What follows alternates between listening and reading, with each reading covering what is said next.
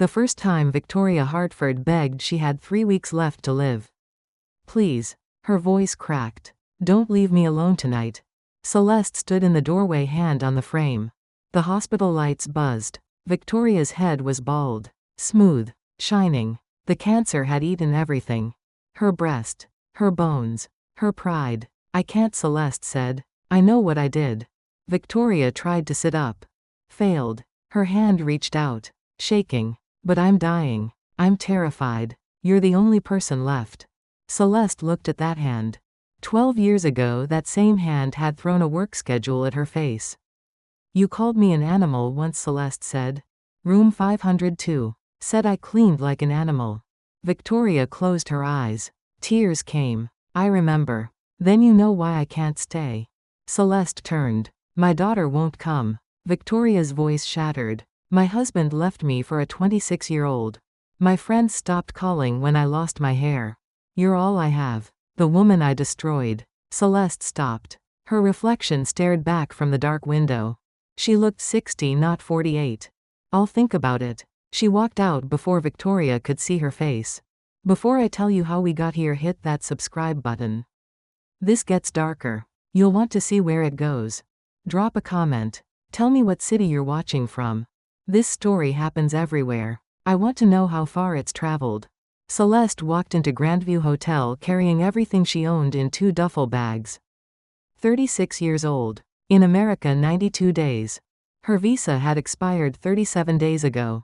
She wasn't going back. Not without money to save her mother. The woman at the front desk looked up.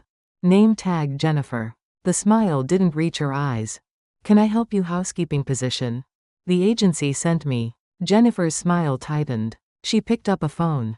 Victoria, your new girl is here. Pause. Eyes flicked over Celeste. Yeah, okay. She hung up. 4th floor. Room 412. Service elevator in the back. The elevator smelled like bleach and old mop water. 4th floor hallway, gray carpet, beige walls, dim lights. Where invisible people worked. Celeste knocked on 412. Come in. Victoria Hartford sat behind a metal desk. 40 years old. Blonde hair pulled tight. Gray suit. Red lipstick. She didn't look up. Name Celeste Thompson. From Nigeria. Victoria's pen stopped. She looked up. Her eyes traveled from Celeste's face to her shoes and back. Nigeria. She held out her hand. Working papers. Celeste handed over the document. $800 for it. Fake. Victoria studied it. Handed it back. This is garbage. Celeste's heart stopped. But I don't care. You want to work illegally, that's your problem. What I care about is, can you clean a room without stealing or breaking things or making guests uncomfortable by existing too loudly? Yes, ma'am. We'll see. Victoria pulled out a form. $9 an hour. No benefits. No overtime. You work when I say. You leave when I say. One guest complaint, you're gone. I catch you sitting, you're gone. Late twice, you're gone. Understood? Yes, ma'am. Mariana will show you the supply room. Tomorrow. 6 a.m. Don't be late. Thank you, Mrs. Hartford. Victoria was already looking down. Close the door. In the hallway, Celeste's hands shook. $9 an hour. She'd need 70 hours a week. 2 jobs. Maybe 3. A woman appeared with a cleaning cart. Short. 50. Tired eyes. You the new girl, Celeste. Mariana. You meet the dragon lady, Mrs. Hartford. Mariana laughed without humor. That's what we call her. You got kids? A son. 4 years old. Husband? Yes. He's looking for work. Mariana nodded like she'd heard that before. They walked past identical doors, past other brown women pushing identical carts. Not a single white face. Don't talk back to her, Mariana said. Don't ask for anything. Just work. Keep your head down. When she notices you, bad things happen. What kind of bad things? You'll see. Mariana handed her 2 gray uniforms. Change in the bathroom. 3rd floor. Behind the ice machine. Thank you. Don't thank me yet. Come back in 6 months, tell me if you still want to. That first day, Celeste cleaned 16 rooms. Got home at 8. Samuel was crying. Hungry. James was passed out drunk on the couch. She made rice with the last groceries. Fed Samuel. Put him to bed. then sat at the kitchen table and cried until she threw up. Next morning she got up at 4:30 and went back. 3 months in Victoria came out of her office. You. Celeste stopped. Yes ma'am, come here. Victoria held a clipboard. I've been watching you. You're slow. I'm sorry. I'll work faster. You're slow because you're wasting time. This isn't brain surgery. Wipe, spray, move on. Yes ma'am. Victoria stepped closer. Some girls mentioned you've been taking supplies home. Soap. Shampoo. Celeste's stomach dropped. I didn't, don't lie. Victoria's voice went ice cold. I know exactly what's in the supply room. You think because you clean up after rich people you deserve extras? No ma'am. Those supplies are for paying guests. Not for whatever situation you've got at home. I catch you stealing again, you're done. I don't care about sick relatives or hungry kids. Understood? Yes ma'am. Get back to work. Celeste went back to her cart. Vision blurry. She hadn't stolen anything. Elena had given her those bottles. Extras from breakfast carts that would have been thrown away. But explaining meant getting Elena in trouble. Elena had 3 kids and a sick husband. So Celeste said nothing. That night James came home excited. He'd gotten a delivery job. 2 weeks later he lost it. Missed 3 shifts. Then a warehouse job. Lost that too. Fight with his supervisor. Then another job. Another. I didn't come to America to be anyone's slave, he said after getting fired the 4th time. Celeste looked up from folding Samuel's clothes. What did you come for? To be someone. You can't be someone if you keep quitting. His face went dark. Don't lecture me. You clean toilets. Don't talk to me about being someone. Samuel was asleep on the couch. His chest rising and falling. He'd started kindergarten. His teacher said he was smart. Asked good questions. Celeste held on to that. A month later her phone rang at 2 in the morning. Her sister in Lagos. Mama collapsed. The doctors say kidney failure. She needs dialysis 3 times a week. How much more than we have? More than you've sent. Celeste did the math. Impossible math. I'll figure it out. Hurry sister. Please. She started taking extra shifts. Doubles. Working her days off. She worked until her feet bled inside her shoes. Victoria noticed. You look like hell, Victoria said one morning. I'm fine. You're falling apart. When you fall apart you make mistakes. When you make mistakes my guests complain. When guests complain I have a problem. It won't happen again. Victoria studied her. What's going on? Boyfriend trouble, money, immigration. My mother is sick. In Nigeria? Yes ma'am. And you're sending money back? Yes ma'am. Victoria made a sound like a laugh. Of course. Here's advice: you can't save everyone. Choose between your past and your future. Send money to a dying woman you'll never see again or focus on surviving here. Your choice. Celeste said nothing. But that night, lying awake next to a husband who snored like he was angry, she thought about Victoria's words. About her mother's face getting grayer each video call. About Samuel needing school supplies and winter clothes. And about the envelope she'd seen on Victoria's desk. Just sitting there. African Children's Fund $25 $25,000. To Victoria charity. A tax write-off. To Celeste her mother's life. The thought whispered, take it. She pushed it away. Her mother raised her better. But it wouldn't leave. A week later a guest complained about Celeste. Said she was lurking suspiciously in the hallway. Victoria called her into the office. Mrs. Patterson in 615 says you made her uncomfortable. I was waiting to clean her room, ma'am. She said you were staring at her jewelry. I wasn't. She's a 10-year platinum member. You're a maid who's been here 4 months. Who do you think I believe? Celeste's jaw tightened. Yes ma'am. I'm docking your pay. 2 days worth. Maybe that'll teach you to be invisible like you're supposed to be. 2 days pay. That was Samuel's asthma medication. Yes ma'am. That night Samuel had an asthma attack. Celeste rushed him to the ER. No insurance. The bill was $800. She left with the inhaler and a payment plan she had no idea how to keep. James barely looked up from his phone when they got home. What happened? Samuel couldn't breathe. I took him to the hospital. How much? $800. James laughed. Bitter. Where are you gonna get $800? I'll figure it out. Yeah, you always figure it out. Saint Celeste. Saving everyone except herself. A week later her sister called again. Mom is asking for you. She wants to see you before her sister's voice broke. Please come home. I can't afford the ticket. I know. But she keeps saying your name. Celeste hung up and stared at her bank account.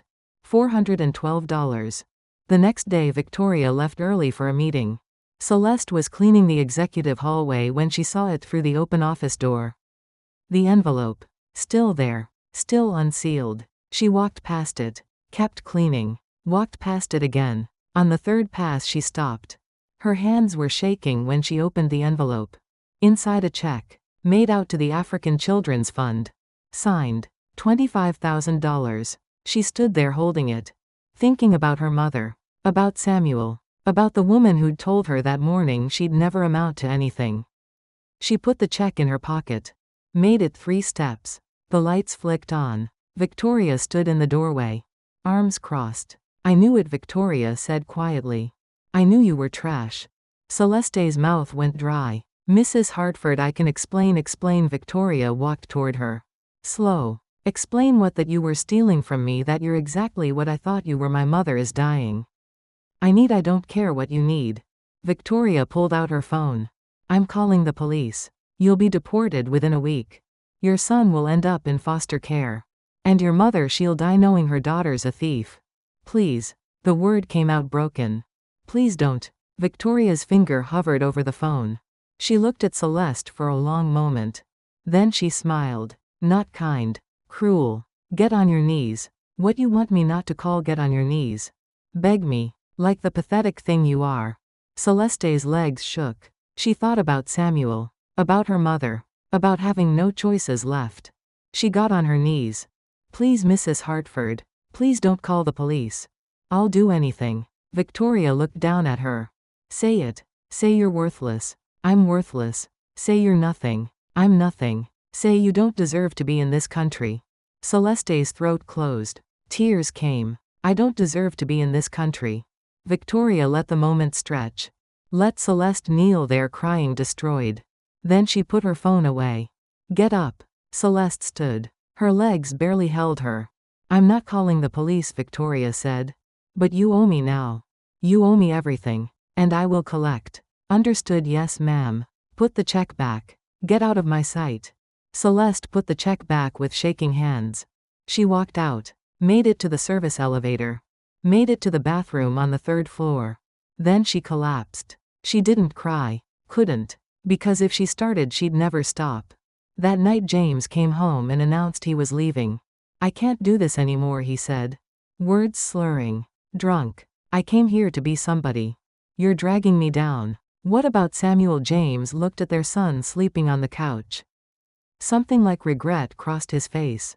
Then gone. You're his mother. You figure it out. He packed 2 bags and left. Celeste sat on the floor and felt the last piece of herself that believed in fairness finally break. The next morning she went back to Grandview Hotel at 6 a.m. Victoria was waiting in the lobby. You're late, Victoria said. That's strike 1. 2 more and you're done. Celeste looked at the clock. It was 5:59 a.m. Yes, ma'am, she said. And she went to work. Because she had no other choice. Because invisible people don't get choices. They just survive. The debt started the next day. Victoria assigned Celeste to clean the penthouse suites. 14 rooms instead of the usual 8. Same shift hours. Same pay. Problem? Victoria asked when Celeste looked at the schedule. No, ma'am. Good. Because you owe me. And I collect slowly. Celeste finished those 14 rooms at 11 p.m. Her supervisor had gone home at 6. No one signed off on her timesheet. When her paycheck came it showed 8 hours, not 17. She went to Victoria's office. My hours are wrong. Victoria didn't look up from her computer. Are they? I worked 17 hours Tuesday. The check shows 8. You worked 8. The rest was making up for the time you wasted trying to steal from me. That's not legal. Victoria's eyes lifted. Cold. You want to talk about legal? Really, you want to go there? Celeste's jaw clenched. No, ma'am. I didn't think so. Close the door on your way out.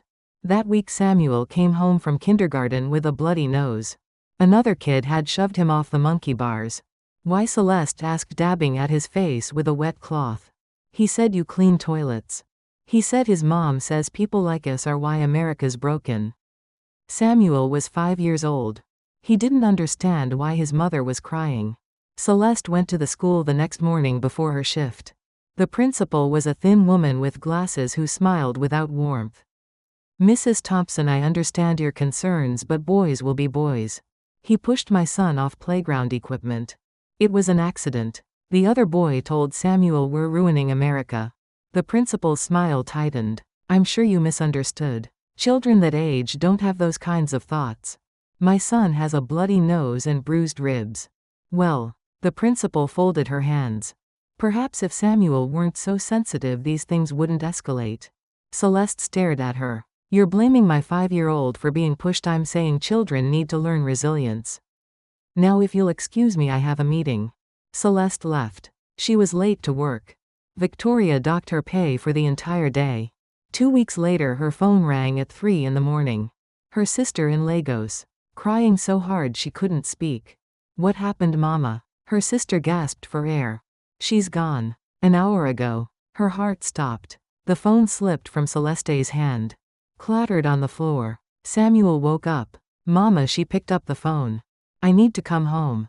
For the funeral. It's in 5 days. Can you make it? Celeste checked her bank account.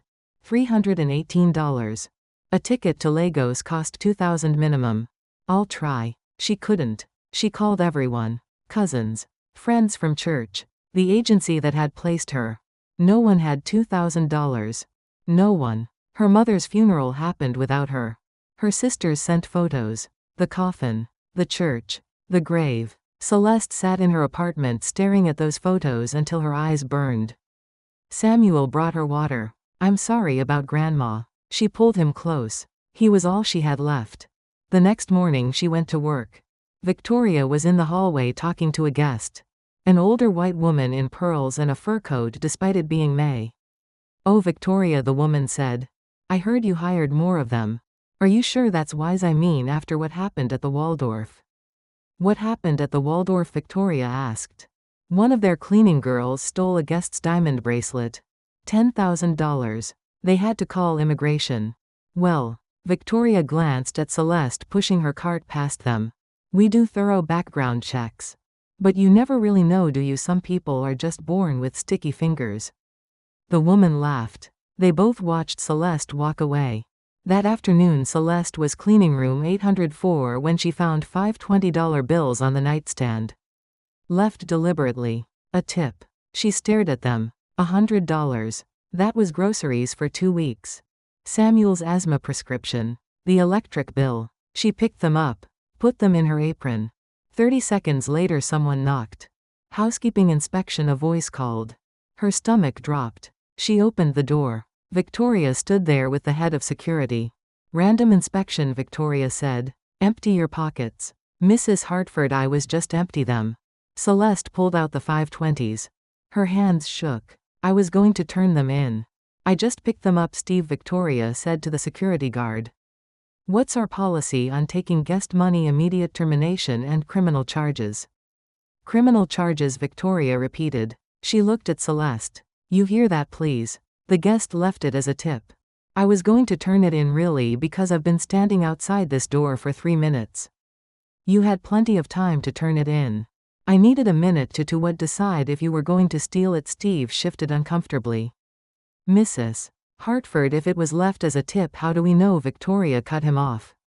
How do we know she didn't take it from a wallet, from a purse? I didn't. You're on thin ice, Celeste. Very thin ice. I'm not pressing charges this time. But this goes in your file. And the next time I won't be so generous.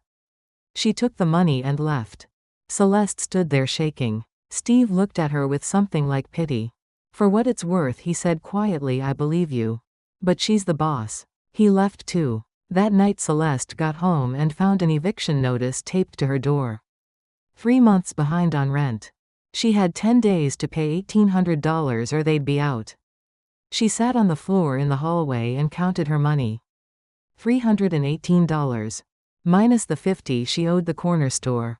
Minus the $60 for Samuel's school lunch account. Minus the $80 for the emergency room payment plan.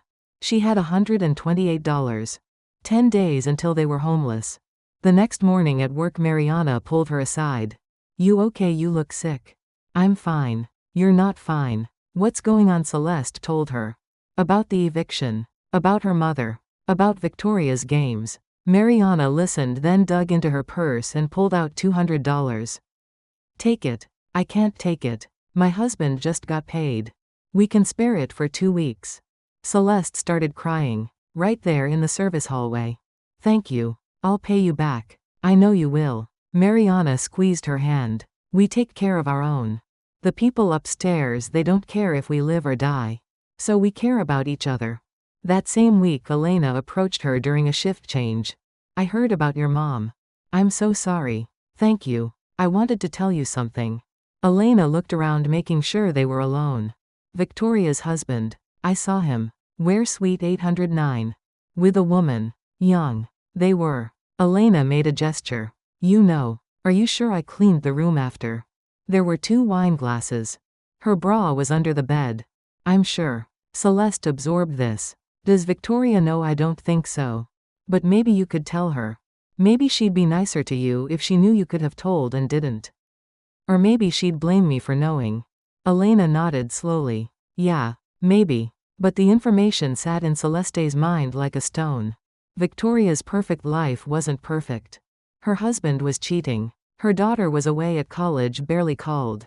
Her employees hated her. And somehow she still found the energy to torture the people beneath her. A week later, Victoria's daughter came to visit. Celeste was cleaning the executive hallway when she heard them arguing in Victoria's office. I'm not coming home for Thanksgiving, Mom. Isabella, your father, and Dad's only there because he has to be. And you're only there because you don't know how to be anywhere else. That's not fair. Isn't it? When's the last time you asked me about my life, my actual life, not my grades or my resume? I'm building something for you. A legacy. I don't want your legacy. I want a mother who gives a damn about something other than work. The door opened. Bella stormed out, nearly running into Celeste. Sorry, Bella muttered. She left. Celeste heard crying from inside the office. Quiet. Muffled. Victoria crying. For just a second Celeste almost felt something like sympathy. Then she remembered kneeling on that office floor. Remembered saying I'm worthless while Victoria smiled. The sympathy died. That night Celeste got another call from Lagos. Her sister. We buried Mama with her Bible. The one you gave her before you left. Thank you. She died calling your name. Did I tell you that? Yes. I just wanted you to know. She wasn't angry you couldn't come. She understood. Celeste hung up and sat in the dark. Samuel was asleep in his bed, the only bed in their studio apartment. She slept on the couch. Had for 3 years. They couldn't afford anything bigger. Her phone lit up with a text from the landlord. Payment in 3 days or eviction proceeds. She had $450 now, including Mariana's loan. Still not enough. The next day at work, a guest stopped her in the hallway. Excuse me. You're the cleaning lady? Housekeeping? Yes, ma'am. I think one of you people stole my earrings. Diamond studs. They were on the bathroom counter yesterday. Now they're gone. I'm sorry to hear that, ma'am. I didn't clean your room yesterday, but I want to search your bag. I'm sorry, your bag. I want to search it. Now. Ma'am, I don't have your earrings. Then you won't mind me looking. Other guests were stopping now. Watching. Celeste felt her face burn. You can't search my belongings without proof. I have proof. They were there. Now they're gone. You people are the only ones with access. You people, Celeste repeated quietly. Don't make this about race. This is about theft. Victoria appeared. Of course she did. She had a radar for humiliation. What's the problem? The guest explained. Victoria listened, nodding sympathetically. I understand completely, Mrs. Chen. Let's go to my office. We can review the security footage and see who cleaned your room yesterday. I want her bag searched. Victoria looked at Celeste. Do you have Mrs. Chen's earrings? No, ma'am. Then you won't mind emptying your bag. Mrs. Hartford, you can't. I can. And I am. Empty it. Celeste's hands shook as she opened her work bag. She pulled out her wallet. Her phone. A granola bar. Her son's inhaler that she carried everywhere. A book she was reading on her breaks. No earrings. Mrs. Chen frowned. Check her uniform pockets. Take off your apron, Victoria said. Celeste did. Turned the pockets inside out. Nothing. Satisfied, Celeste asked. Mrs. Chen huffed. I suppose I must have left them at home. She walked away without apologizing. The other guests dispersed. Victoria stayed. You're making a scene, she said quietly. That's bad for business. I didn't do anything. She accused me and you should have just let me search your bag immediately. Instead you argued. Made guests uncomfortable. Made me look bad in front of a platinum member. She called me a thief. Well, Victoria's smile was thin. Can you blame her? Your people do have a reputation. Celeste's vision went red at the edges. My people don't play stupid. You know exactly what I mean. Say it. Say what you really mean. Victoria leaned in close. You want me to say it? Fine. People like you come here with nothing. No skills. No education. No prospects. And then you act surprised when we don't trust you around nice things. You're lucky to have this job. You're lucky I haven't called immigration. So maybe show a little gratitude instead of attitude. She walked away. Celeste stood there until her hands stopped shaking. Then she went back to work because she had no other choice. That evening Samuel spiked a fever. 102. She gave him Tylenol and cool baths, but by midnight it was 104. She had to take him to the again. They sat in the waiting room for 3 hours. Samuel's head in her lap. Her hand on his forehead. Mama, am I going to die? No, baby. You have a fever. The doctors will give you medicine. Did Grandma have a fever number? She had something different. Why didn't you go to her funeral? Celeste's throat closed. I couldn't afford the ticket, baby. Samuel was quiet for a long time. Then when I grow up I'm going to be rich. So you never have to worry about money again. She kissed his hot forehead. You just focus on feeling better. They finally saw a doctor at 4 a.m. Ear infection. Antibiotics. $275. Celeste went to work at 6 a.m. on 2 hours of sleep. Victoria took one look at her. You look terrible. My son was sick. I was at the hospital. Did you bring a doctor's note for him or for me? Don't get smart. Do you have a note number? Then it's an unexcused absence yesterday and you're late today. I'm not late. It's 5:58. Victoria checked her watch. My watch says 6:02. That's late. The clock on the wall says 5:58. I go by my watch. That's strike 2, Celeste. One more and you're done. Celeste opened her mouth. Closed it. She needed this job. Hated it but needed it. Yes, ma'am. She cleaned rooms until her vision blurred.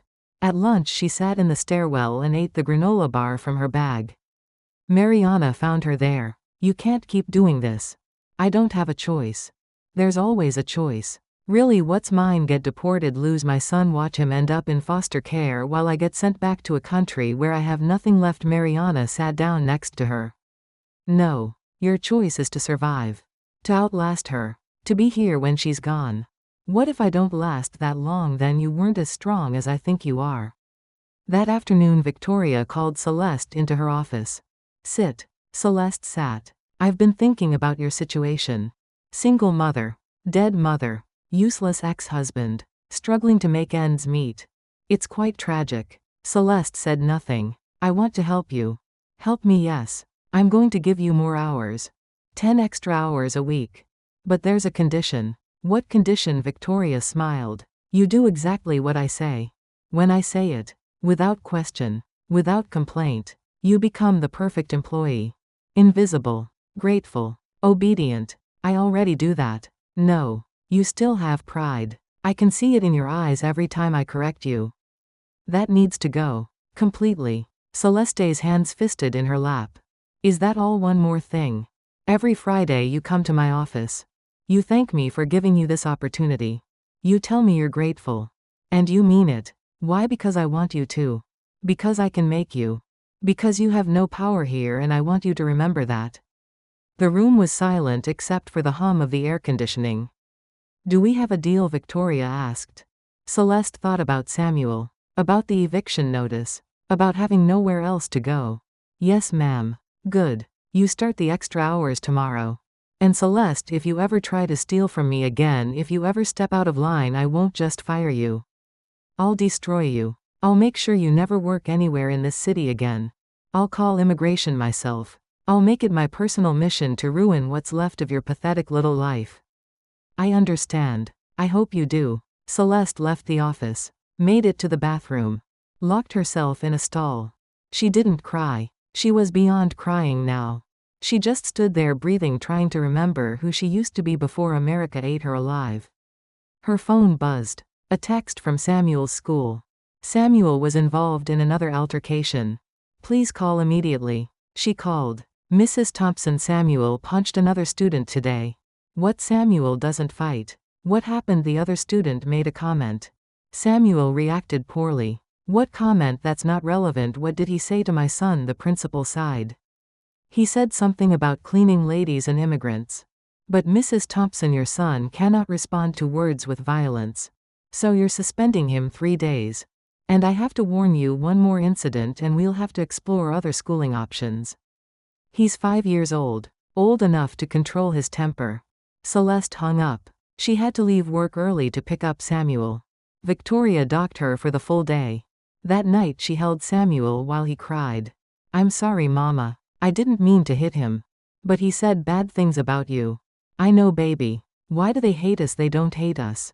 They're just scared. Of what? She didn't have an answer that a 5-year-old would understand. 2 days later Victoria collapsed. It happened in the lobby. Middle of the afternoon. She was walking toward the elevators when her legs gave out. She crumpled, hit the marble floor hard.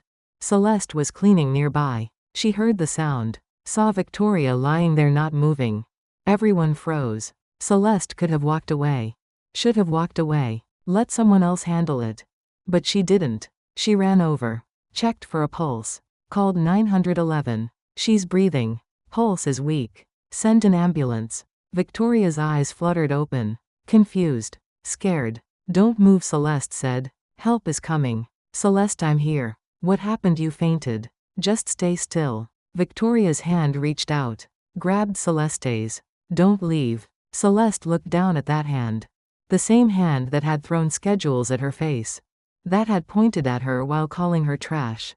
That had made her kneel and beg. I won't leave, Celeste said.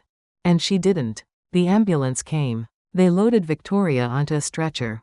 Her husband was called. He showed up an hour later smelling like perfume that wasn't his wife's. Celeste went back to work. But something had shifted. Not in Victoria. In her. She'd made a choice. And she didn't know yet if it was the right one. Victoria was back at work 3 days later. She called a staff meeting in the conference room. 15 housekeepers packed in, standing because there weren't enough chairs. Victoria sat at the head of the table, pale but composed. I had a health scare, she said. Some of you witnessed it.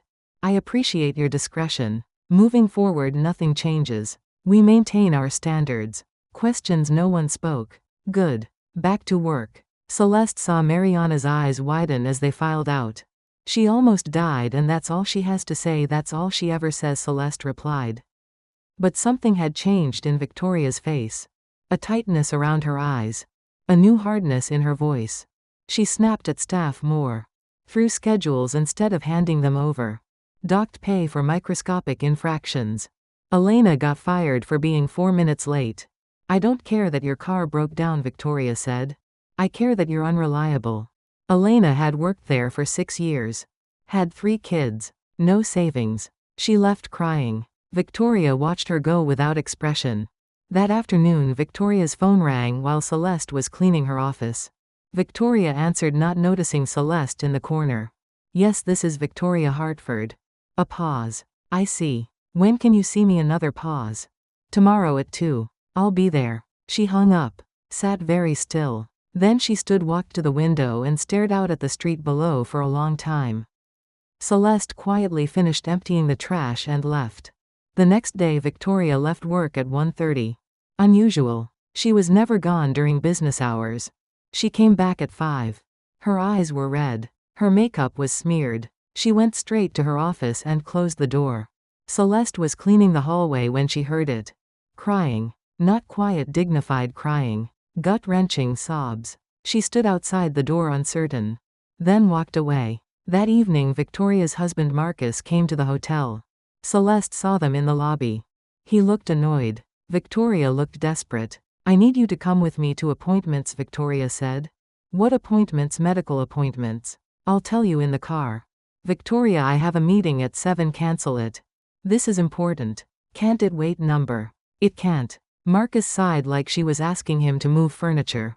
"Fine. Let's go." They left together. Victoria's shoulders were hunched. Marcus was checking his phone.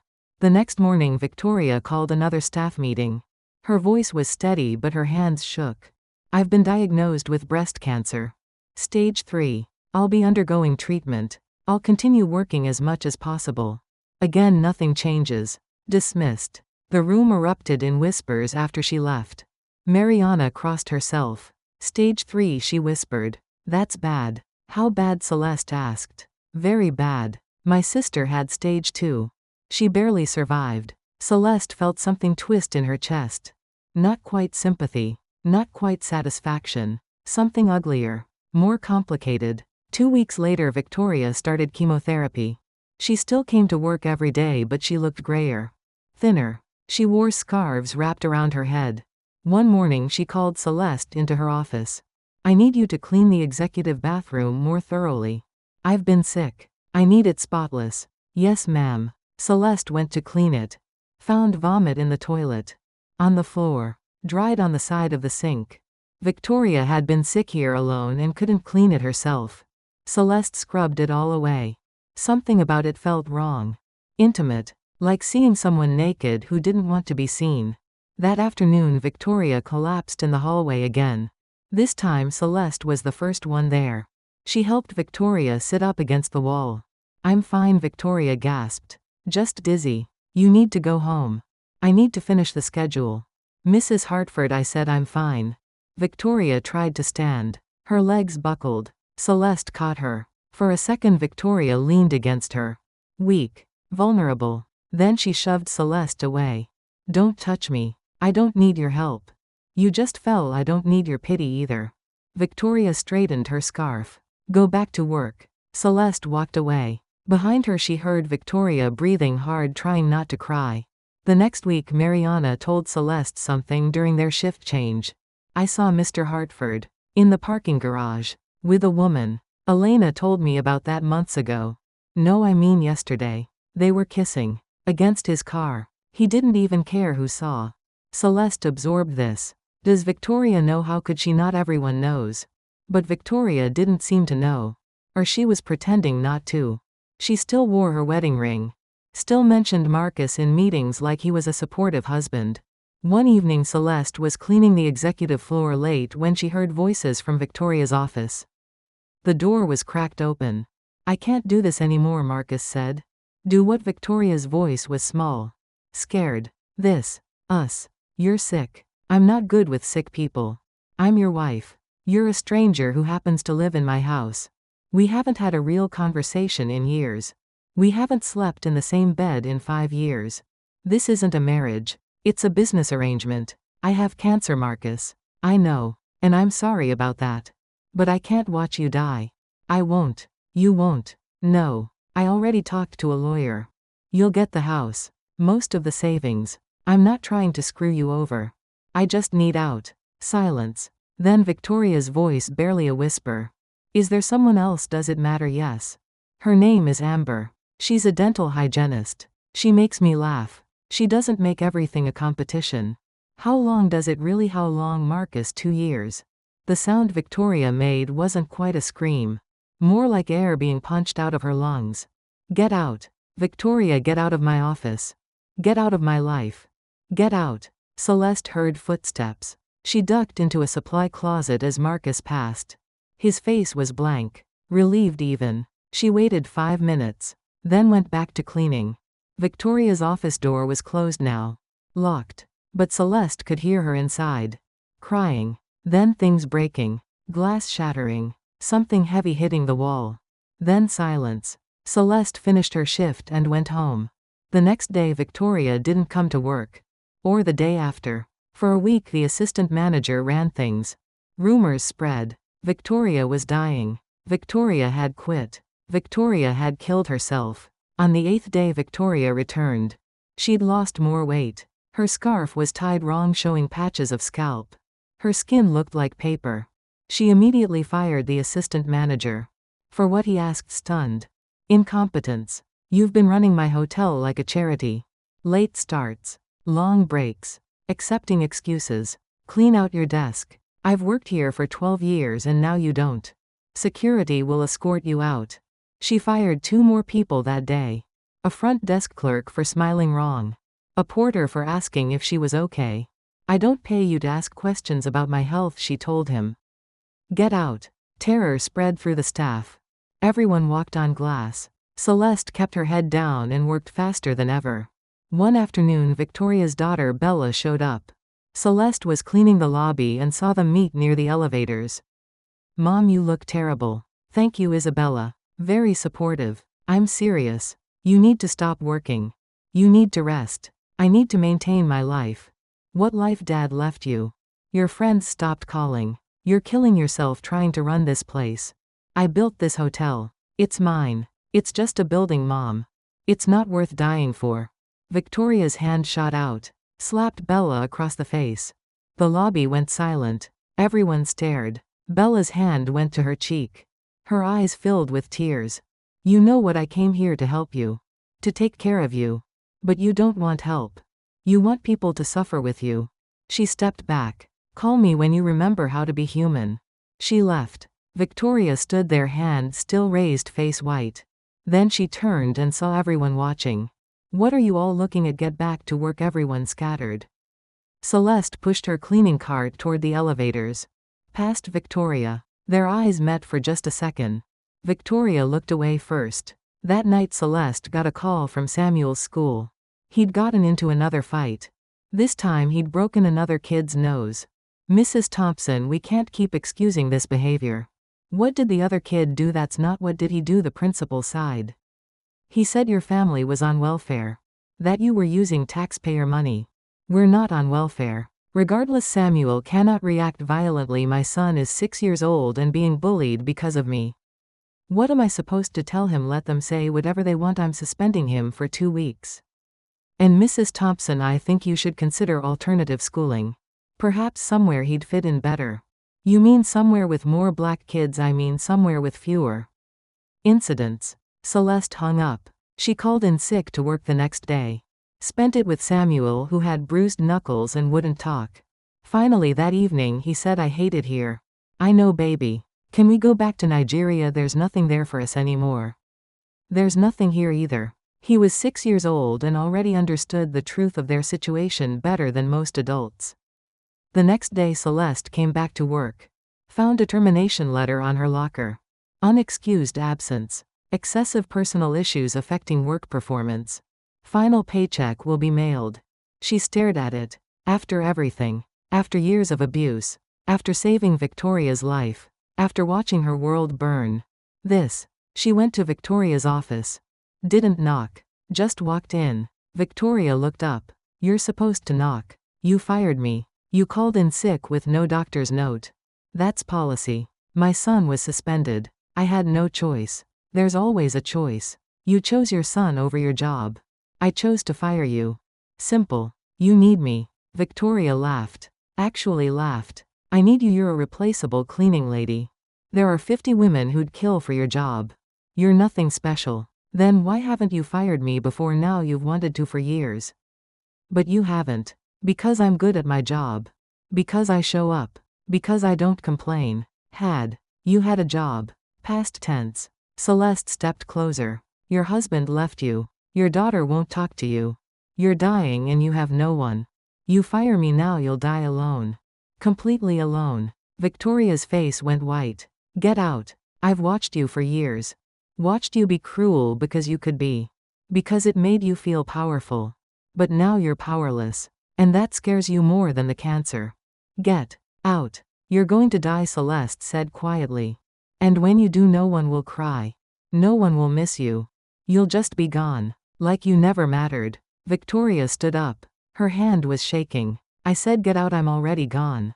Celeste walked out. Cleaned out her locker. Said goodbye to Mariana and the others. Left Grandview Hotel for the last time. Got home to find another eviction notice.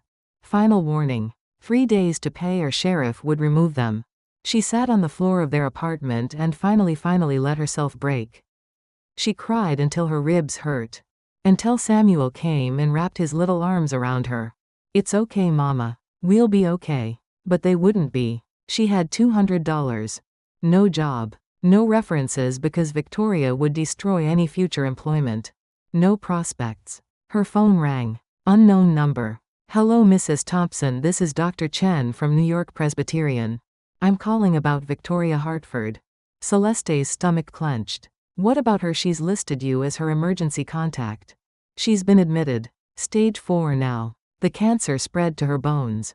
She's asking for you. Why me? She said you're the only person she trusts. Celeste laughed. Bitter. Broken. She fired me yesterday. I'm aware. She told me. She also told me she made a mistake. Her words, not mine. She's asking if you'll come. Please. She doesn't have anyone else. Celeste looked at Samuel. At their apartment. At the eviction notice. I'll think about it. She hung up. Samuel looked at her. Who was that someone who needs help? Are you going to help them? I don't know. Grandma used to say we help people even when they don't deserve it. Because that's what makes us different from them. Celeste pulled him close. 6 years old and already wiser than she was. That night she lay awake thinking about Victoria. Dying alone in a hospital. Asking for the woman she'd tortured for years. The irony was so sharp it cut. Her phone buzzed. A text from an unknown number. This is Bella Hartford. I got your number from hospital records. My mother is dying. I know she was terrible to you. I know you have every reason to say no. But if you have any mercy in your heart, please go see her. She's terrified. And she deserves to die with someone holding her hand. Even if that someone is you. Celeste stared at that text for an hour. Then she made a decision she didn't fully understand. She got dressed. Called a neighbor to watch Samuel. Took 2 buses to the hospital. Found Victoria's room. Door closed. She stood outside it for 5 minutes. Just breathing. Thinking. Deciding who she wanted to be. Then she opened the door. Victoria was asleep. Tubes everywhere. Monitors beeping. She looked smaller than Celeste had ever seen her. Fragile. Human. Celeste sat in the chair beside the bed. Victoria's eyes opened. Focused. Widened. You came. I came. Why? Celeste didn't have an answer. Not yet. I don't know, she said honestly. Victoria's hand moved slightly. Reaching. Celeste looked at it. That hand had hurt her so many times. Humiliated her. Destroyed her. She took it anyway. Victoria's fingers closed around hers. Weak. Desperate. I'm sorry, Victoria whispered. For what? For everything. Celeste said nothing. Just held her hand while Victoria cried. And for the first time in 12 years Celeste felt something other than anger toward Victoria Hartford. She felt pity. And she wasn't sure which was worse. Victoria's apology hung in the air between them like smoke. Celeste wanted to pull her hand away. Wanted to leave. But something kept her there. Sorry doesn't fix 12 years, Celeste said. I know. Sorry doesn't pay my rent. Doesn't feed my son. Doesn't bring back the life you took from me. I know that too. Victoria's grip tightened. Weak but desperate. Then why did you ask me to come? Victoria's eyes closed. Because you're the only person who's ever been real with me. Everyone else lied. Said I was strong. Said I was a good leader. Said everything would be fine. Her eyes opened. You're the only one who looked at me and saw exactly what I was. A monster. You want me to argue with that number. I want you to stay anyway. Celeste pulled her hand away. Stood up. I can't. Please, you fired me yesterday.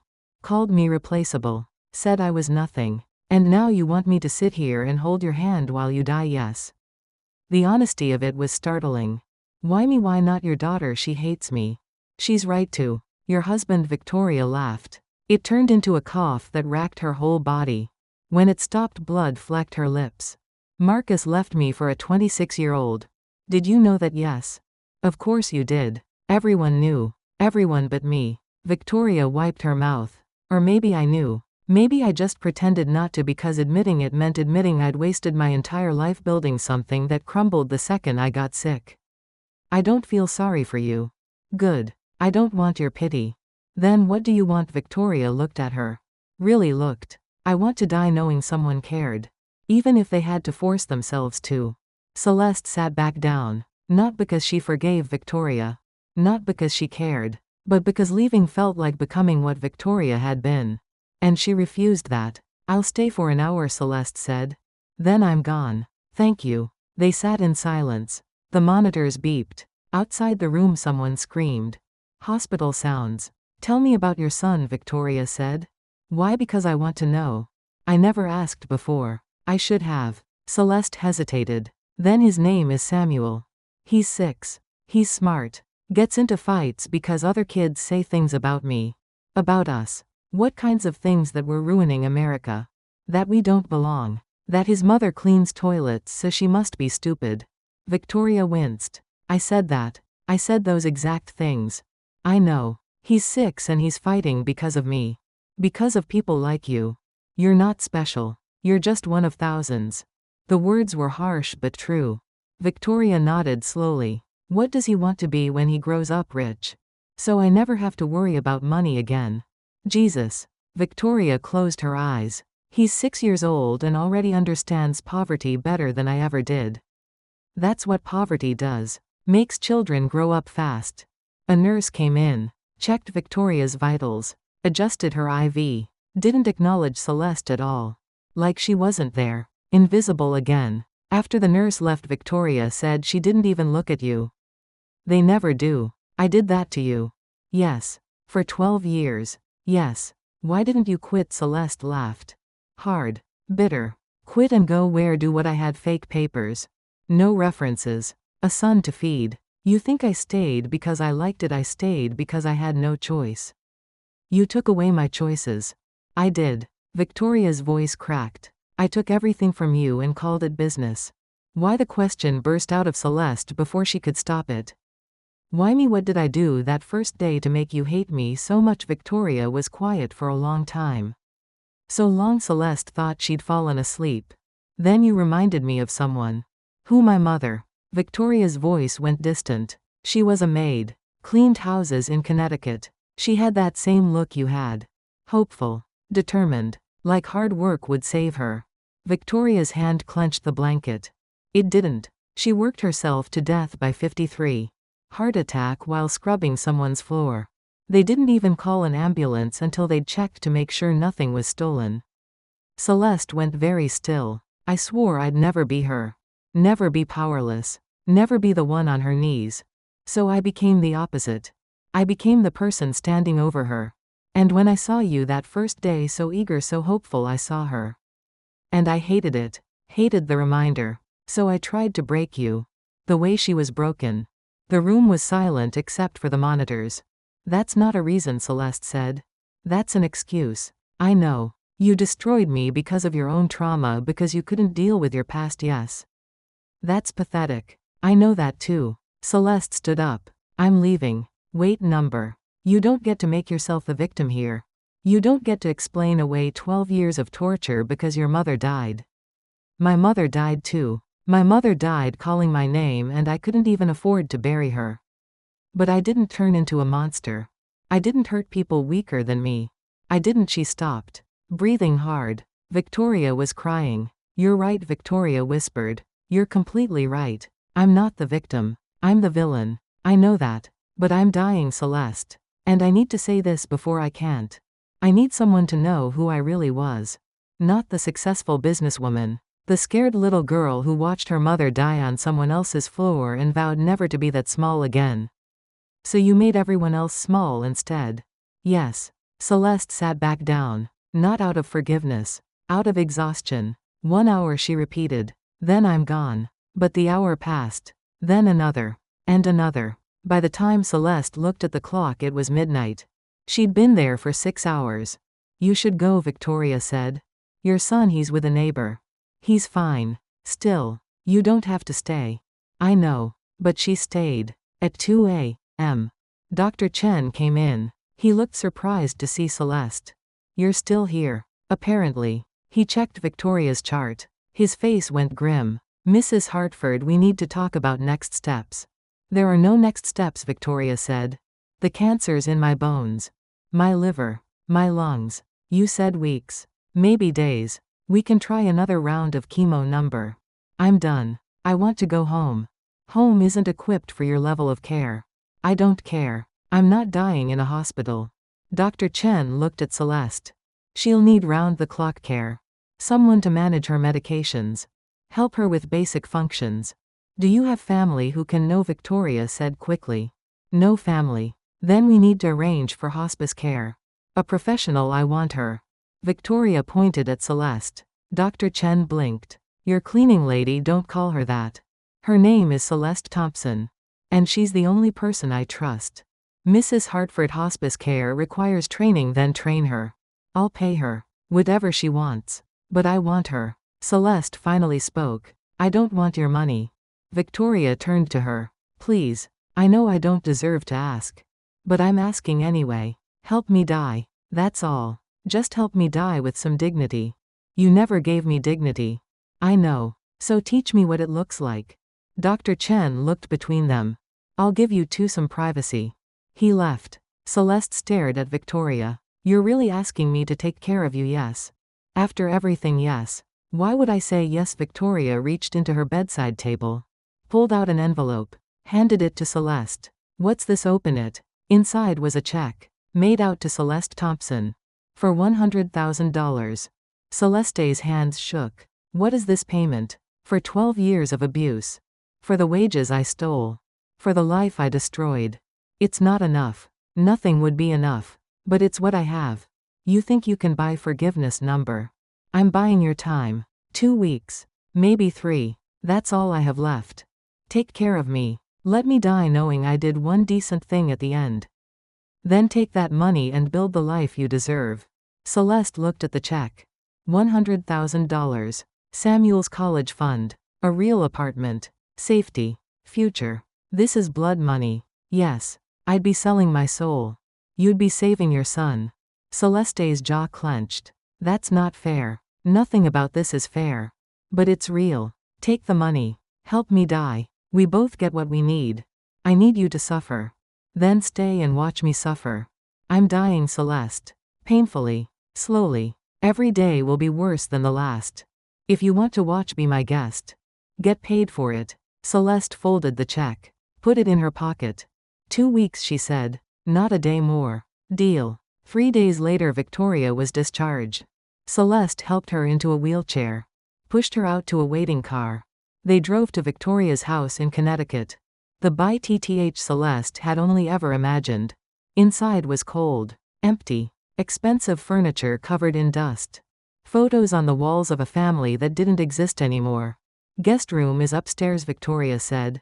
That's where I'll stay. Can't manage the stairs to my actual bedroom.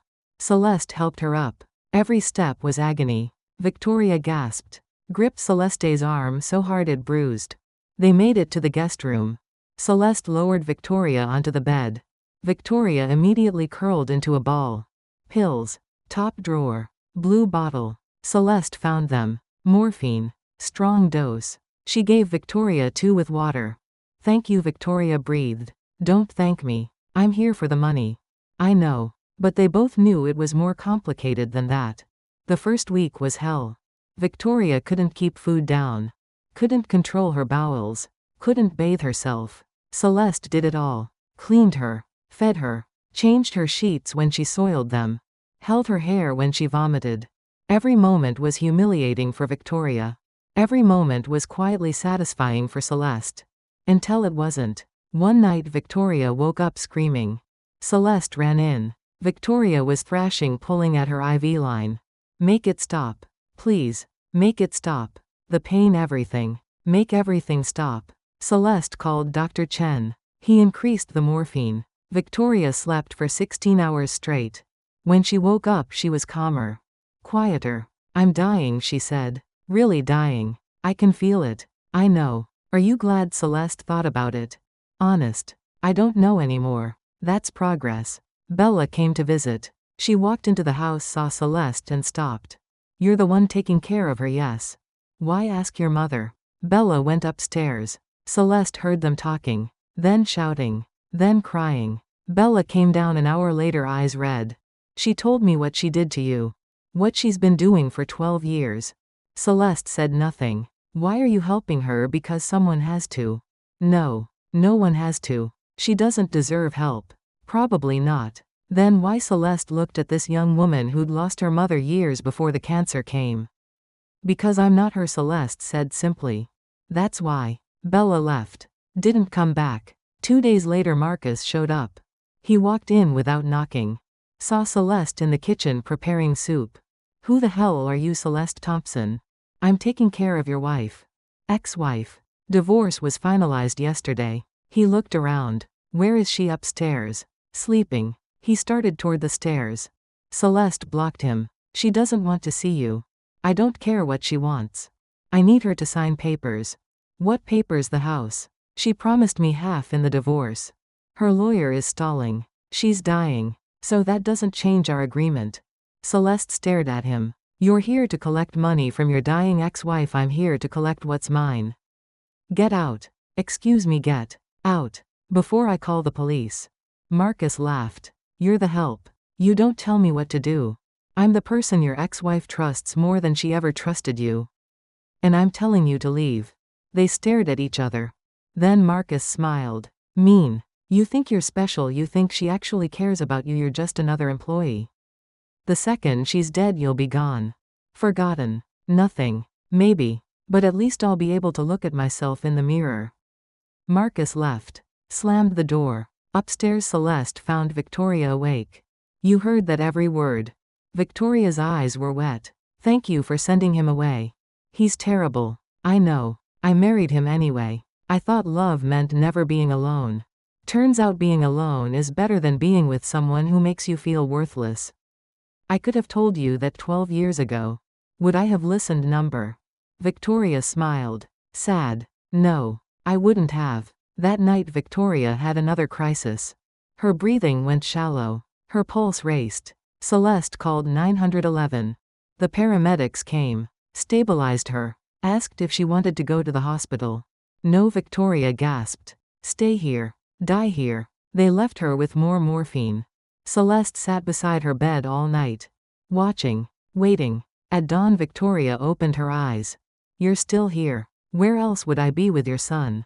He's at school. I'll get him after. You're a good mother. I try. I was a terrible mother. Yes. I was a terrible everything. Celeste didn't argue. Celeste, yeah, when I'm gone take whatever you want from this house. Sell it. Keep it. I don't care. It's all meaningless. Victoria, I mean it. The furniture. The art. My jewelry. Bella doesn't want it. Marcus already took what he wanted. It's just stuff. Dead woman stuff. Take it. I don't want your things. Then what do you want? Celeste thought about it. An apology that matters. Not words. Something real. Like what? I don't know yet. The next morning a lawyer came to the house. Young. Professional. Nervous. Mrs. Hartford asked me to come. She wants to update her will. Victoria was barely conscious but nodded. Everything goes to Celeste Thompson, she told him. The house. My savings. My retirement accounts. Everything. The lawyer's pen paused. Everything. What about your daughter? She'll get my personal effects. Photos. Memories. But the money goes to Celeste. Mrs. Hartford, with respect, this woman has only been in your life for 12 years. She's been in my life for 12 years. Longer than my marriage lasted. Longer than my daughter tolerated me. She's earned it. The lawyer looked at Celeste. Is she being coerced? No, Celeste said. And I don't want it. Yes, you do, Victoria said. You just don't want to admit it because it feels like accepting payment for suffering. But it's not. It's restitution. There's a difference. What difference? Payment is for services rendered. Restitution is for harm caused. Victoria's hand found Celeste's. I harmed you. This is me trying to make it right. It won't bring back your mother. Won't erase the pain. But it might give your son a future I tried to take from him. The lawyer prepared the documents. Victoria signed with a shaking hand. After he left, Victoria said, I need to tell you something. What? The check I gave you? The 100,000. It was from that charity fund. The African Children's Fund. The one you tried to take. Celeste went cold. What? I never sent it. Kept putting it off. Then I got sick and forgot about it. Found it in my desk last week. Figured those kids in Africa had waited long enough. Might as well go to an actual African woman who needed it. You're giving me charity money, I'm giving you money that should have helped people like you all along. Don't overthink it. I am going to overthink it. You're literally giving me the exact money I tried to steal. The universe has a sense of humor. Celeste started laughing. Couldn't stop. The absurdity of it all. Victoria joined her. They laughed until they cried. Until Victoria's laughter turned into coughing and the coughing wouldn't stop. Celeste held her while she coughed up blood. Wiped her mouth. Gave her more morphine. I'm dying, Victoria whispered. I know. Soon. Days. Maybe hours. I know. Will you stay? Celeste looked at this woman. This monster. This human. This dying, scared, broken thing that used to be powerful. Yes, Celeste said. I'll stay. And she did. 3 days later Victoria stopped eating. I can't, she said when Celeste tried to give her soup. It all tastes like metal. You need something. I need to die. That's what I need. Celeste set the bowl down. Not yet. Why not? What's left, you tell me. Victoria stared at the ceiling. Nothing. There's nothing left. I destroyed everything worth keeping. Then fix what you can. How? Start with your daughter. Victoria's face crumpled. She hates me. She should. Call her anyway. Victoria shook her head. What would I say? The truth. For once. It took 2 more days before Victoria agreed. Celeste dialed Bella's number. Put the phone on speaker. It rang 4 times. What do you want, Mom? Victoria flinched at the coldness. To talk. Just talk. We've talked. You slapped me. Remember? I remember. I'm sorry. Silence on the line. Then you're dying, so you're sorry.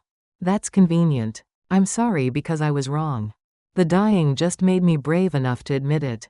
Brave? You've never been brave in your life. You've been cruel. Controlling. Cold. You're right. More silence. Bella's voice came back softer. What? You're right. About all of it. I was a terrible mother. I chose work over you. I chose my image over your happiness. I hit you because I couldn't hit myself for failing. Celeste heard Bella crying through the phone. I wanted you to love me, Bella said. That's all I ever wanted. Just for you to see me. I see you now. Too late, but I see you. That doesn't fix anything. I know. But I need you to know something. Everything I did wrong as a mother, I did the opposite of what my mother did. She loved too much. Sacrificed too much. Died with nothing. I swore I'd never be that weak. So I became strong. And strong turned into hard. And hard turned into cruel. Mom, let me finish. You're the best thing I ever made. The only good thing. And I ruined it because I didn't know how to be soft. Didn't know how to be human. Victoria's voice broke. I'm so sorry, baby. I'm so sorry I never learned how to love you right. The crying on the other end got louder. Can you come see me? Victoria asked. Before it's too late. I don't know if I can. Please. I won't ask for forgiveness. I just want to see your face one more time.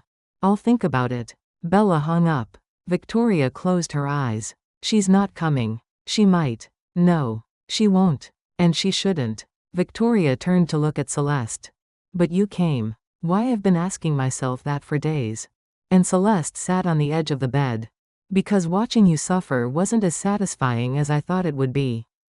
Because my mother raised me better than you raised Bella. Because I needed to prove I'm not what you tried to make me. What did I try to make you? Nothing. Invisible. Less than. Victoria nodded. I succeeded for a while. No. You didn't. You just made me hide who I was. There's a difference. Tell me who you are. Really? I never asked. So Celeste told her. About growing up poor in Lagos. About her father dying when she was 8. About her mother working 3 jobs to send her to university. About meeting James and believing love would save them. About coming to America and realizing the dream was a lie. About Samuel. About fighting every single day to stay alive. Victoria listened. When Celeste finished, Victoria said, "You're stronger than I ever was." No. I just had no choice. That's the same thing. They sat in silence. Then Victoria said, "I need to tell you something. About the day you tried to take the check."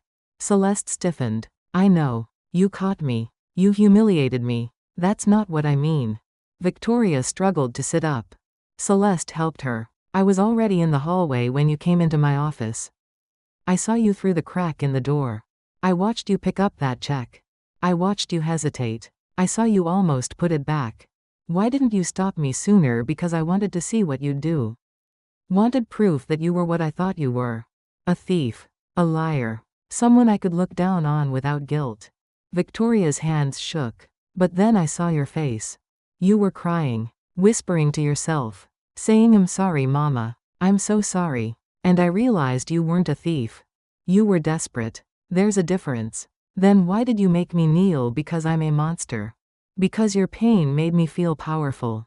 Because I could. Victoria grabbed Celeste's hand. I'm telling you this because I want you to know. You're not what I called you that day. You're not worthless. You're not nothing. You're a woman who was pushed so far down she almost broke. But you didn't. And I did. Celeste pulled her hand away. Stood up. Walked to the window. Is that supposed to make me forgive you, number? It's supposed to make you forgive yourself. For taking the money now. For being here. For whatever you're feeling that makes you think you're as bad as me. Celeste turned around. I don't forgive you. Good. Don't. But forgive yourself. The next morning Samuel came with Celeste to the house. He'd been asking questions. Who was she taking care of? Why was she gone so much? Celeste finally told him the truth. The lady from the hotel, the mean one, yes. Why are you helping her? Because she's dying and she has no one. But she was mean to you. I know. So why? Because that's what we do. We help people even when they don't deserve it. That's what Grandma taught me. Samuel thought about this. Can I meet her? Why? I want to see what mean looks like when it's dying. So Celeste brought him upstairs. Victoria was awake. Barely. She looked at Samuel with wide eyes. This is your son, yes. Samuel, this is Mrs. Hartford. Samuel stared at her. You don't look mean. Victoria laughed. Weak. What do I look like? Sad. And sick. I am both those things. My mama says you were mean to her. I was. Very mean. Why? Victoria looked at Celeste. Then back at Samuel. Because I was hurt. And hurt people hurt people. That's stupid. You're right. It is. Samuel walked closer. Are you scared of dying? Yes. My grandma died. My mama was sad, but she said Grandma went to heaven. I don't think I'm going to heaven, sweetheart. Why not? Because I was mean. God doesn't let mean people in. Samuel frowned. That's not true. My mama says God forgives everybody. Even mean people. If they're sorry. Are you a preacher? I'm 6. Victoria smiled. Really smiled. You're very wise for 6. My mama says that too. He climbed onto the bed. Celeste started to stop him, but Victoria shook her head. What's dying like? Samuel asked. Painful. Scary. Lonely. You're not alone. My mama's here. I know. That's the miracle. Samuel looked at Celeste. Can I stay with you guys today? I want to keep Mrs. Hartford company. Celeste's throat closed. If she wants you to. Victoria's eyes filled with tears. I'd like that very much. So Samuel stayed. He sat on the bed and told Victoria about school. About his favorite video game. About wanting to be a doctor when he grew up so he could help sick people. Victoria listened like every word was precious. At one point Samuel asked, do you have kids? A daughter. Bella. Where is she? Far away. Why? Because I was mean to her too. You should say sorry. I did. She didn't forgive me. Samuel thought about this. Maybe she needs time. My mama says forgiveness takes time. Your mama is very smart. I know. That evening after Samuel fell asleep on the couch downstairs, Victoria said to Celeste, your son is extraordinary. He's all I have. He's all you need. Victoria closed her eyes. I'm glad I met him. Glad I got to see what I could have had. What I threw away. Bella could still come. She won't. I don't blame her. Victoria opened her eyes. But I want you to know something. Everything I'm leaving you, the house. The money. It's not enough. It'll never be enough. But it's yours. Give Samuel the life I took from him.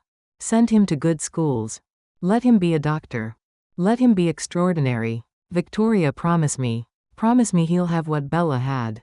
What I had. A chance. I promise. Thank you. 2 days later Bella came. Celeste heard the doorbell. Opened it. Bella stood there red-eyed holding flowers. I came, she said. She's upstairs. Is she alive? Barely. Bella nodded. Went upstairs. Celeste stayed down, giving them privacy. She heard talking. Then crying. Then more talking. An hour later Bella came down. Her face was swollen from crying. Thank you for taking care of her. You don't need to thank me. Yes, I do. I couldn't do it. I couldn't be the bigger person. But you could. Even after everything she did to you. I'm not a saint. No. But you're better than me. Better than her. Better than most people. Bella wiped her eyes. She told me about the will. About leaving everything to you.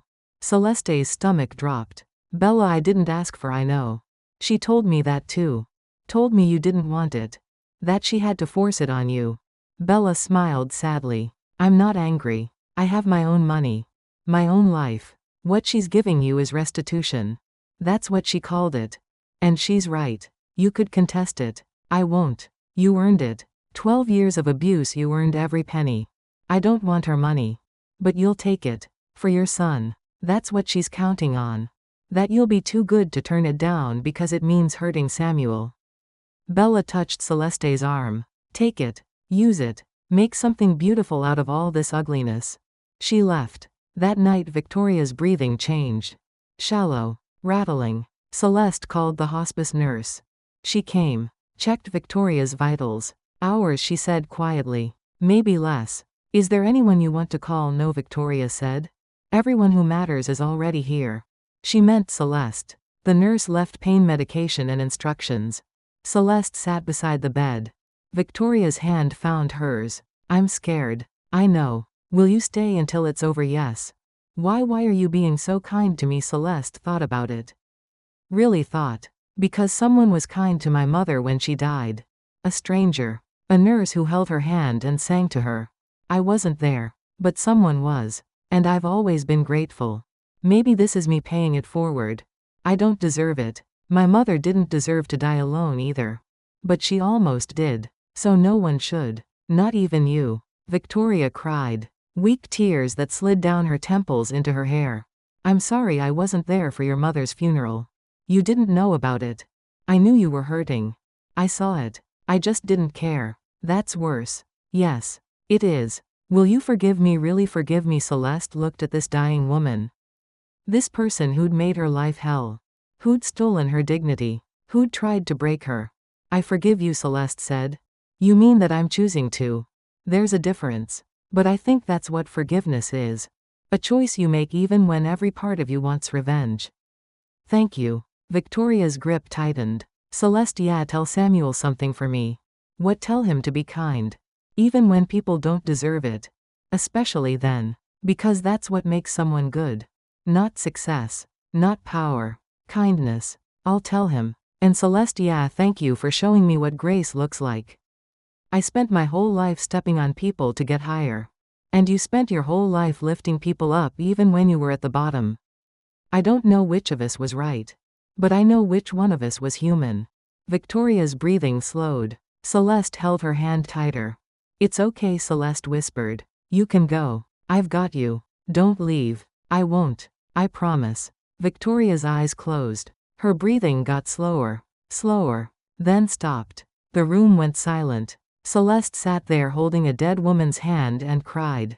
Not for Victoria. For herself. For 12 years of pain. For her mother. For every person who'd ever been made to feel less than human. She cried until she was empty. Then she stood up. Closed Victoria's eyes. Called the hospice nurse. She's gone. I'll be right there. Celeste went downstairs. Samuel was awake on the couch. Is she dead? Yes. Are you sad? I don't know what I am.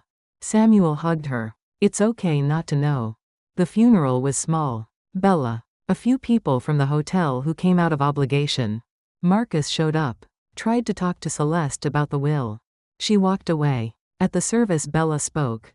My mother was complicated. She hurt people. She hurt me. But in her final days she learned something. She learned that grace doesn't come from never falling. It comes from who catches you when you do. Celeste Thompson caught my mother. And my mother didn't deserve it. But she got it anyway. That's the legacy I'll remember. Not her success. Not her cruelty. The fact that even someone like her could be shown mercy. After the service, the lawyer pulled Celeste aside. The will reading is next week. But I wanted you to know. Mrs. Hartford left a letter. For you. He handed her an envelope. Celeste waited until she was home. Until Samuel was asleep. Then she opened it. The handwriting was shaky but clear. Celeste, if you're reading this, I'm dead. Good. I hope it was peaceful. I hope you were there. I hope I told you thank you. I spent my whole life building walls. Climbing ladders. Collecting things that didn't matter. And in the end, none of it meant anything. The only thing that mattered was that you stayed. You didn't have to. I gave you every reason to walk away. But you stayed anyway. That's the difference between us. I took. You gave. Even when giving hurt. Especially then. I'm leaving you everything because I'm hoping you'll do with it what I couldn't.